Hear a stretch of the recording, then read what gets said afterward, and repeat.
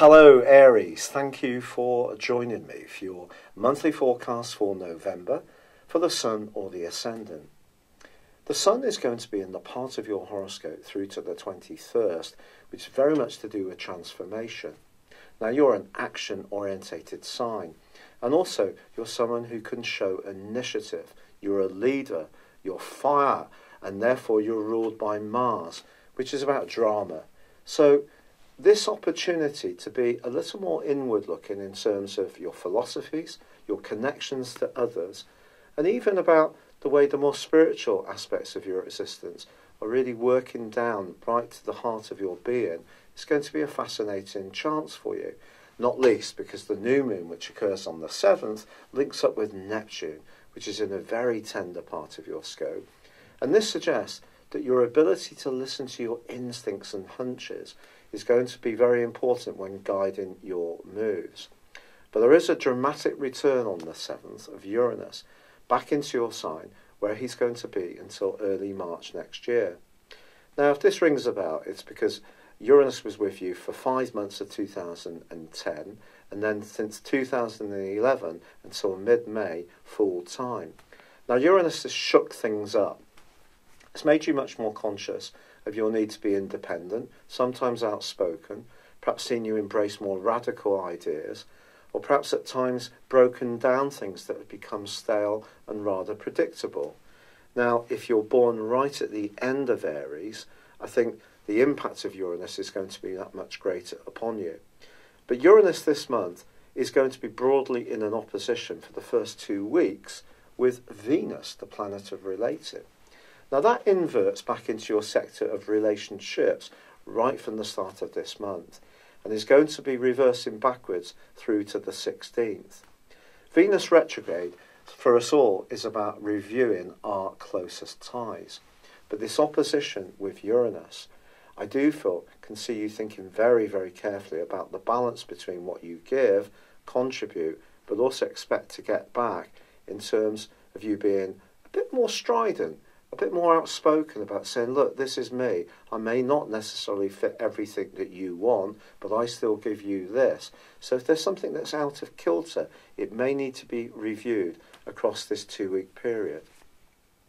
However, the other big news story this month is undoubtedly that Jupiter, the planet of growth and expansion, returns to its home zone of Sagittarius for the first time in 12 years. For just under 13 months, Jupiter is going to push you to be much more experimental, to travel more, to embrace higher education, different philosophies and ideas, and also break free of anything which has been limiting you and stopping you from being a free spirit. Now, of course, Sagittarius is fiery just like you are, so this is a terrific triplicity for you. It's a chance to be much more daring. The trouble is, Aries, is that Mercury is also in this sector, which on the face of it would be good for you. But Mercury gets mangled by Neptune in 2 different phases this month, due to the fact that Mercury goes through a retrograde. And that retrograde begins later in the month and repeats, therefore, a right angle between Neptune and Mercury, which occurs earlier on. And that points towards, at times, you feeling uncertain about what you're being told. Certainly, the 9th house, Sagittarius, does rule agreements.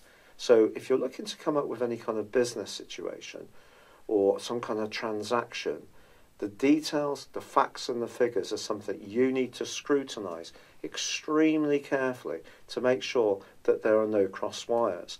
Because from the 17th, when Mercury goes into retrograde anyway, we all know that that can cause some issues. And it's going to be retrograde through to the 4th of December. So if you are travelling, if you are entering into any kind of agreement or discussion, then micromanage the information involved. You can't necessarily completely limit how other people will behave or how circumstances will unfold, but you can manage the bits you can control. Now, Mars is also going to be moving at the heart of this month, and it moves into your 12th solar house. Now, it's been for all but 1 month in your 11th house of friendship ever since mid-May. Now, its move into Pisces is not its favourite zone because it's very watery, and Mars, of course, is fiery. But for you, it's a very psychological area. So from the middle of this month, I think really until the end of the year, there may be times when your emotions are a bit up and down. Anything that's unresolved from your past in your emotional locker, whether it's upsetting events, family history, separations that have occurred, that you've not completely got through and grieved out, they could have the tendency to evoke very powerful emotions in you. At some points, you may find yourself feeling quite tearful, at others quite angry. Now, the astral cavalry arrives to some degree when the Sun moves into Sagittarius for the last 10 days of this month, supports Jupiter in the most lovely of ways, and it is also true to say that although Mercury is going backwards, these two are going to give you a sense of confidence and a sense of progression. The problem is that Mars is going to be squared by the Sun in the last 10 days of this month, and also Mercury repeats that square with Mercury. And of course, Neptune, repeats that square with Mercury. So your 12th house is highly activated this month. So although this energy comes in to open things up, to be much more daring, to be much more optimistic, there can be issues floating around that may still be hard to pin down. When there is all this stuff going on in the 12th house, it can evoke anxiety. It could also reveal some hidden enemies, quite frankly. I'm sorry if that sounds a little bit severe, but the 12th house of Mars is not necessarily an area that's going to see you avoid finding out who's not necessarily got your best interests at heart. But it also gives you an opportunity to think much more deeply about what your next steps will be. Because once Mars bursts into your sign early next year, it gives you an amazing platform, and it's going to be forging a fantastic link to Uranus then, so you can spring into 2019 in fantastic form. It's just this period of preparation which is about you clearing up these unresolved issues. So see it very much as a positive opportunity, preparing yourself for the excitement that next year is going to bring. And Jupiter, being in this very expansive area, is definitely a very positive development for you.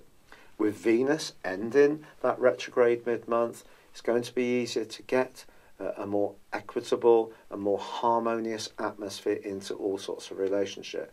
But I think the central thing for this month really is the issue of trust and sincerity. If you don't have that in relationships, I think really you should be thinking about the concept of truth and what it means to you. So the transformation that's coming from the Sun is pushing you, along with the help of Jupiter and initially Mercury and then latterly the Sun, to really say what it is that is so important to you.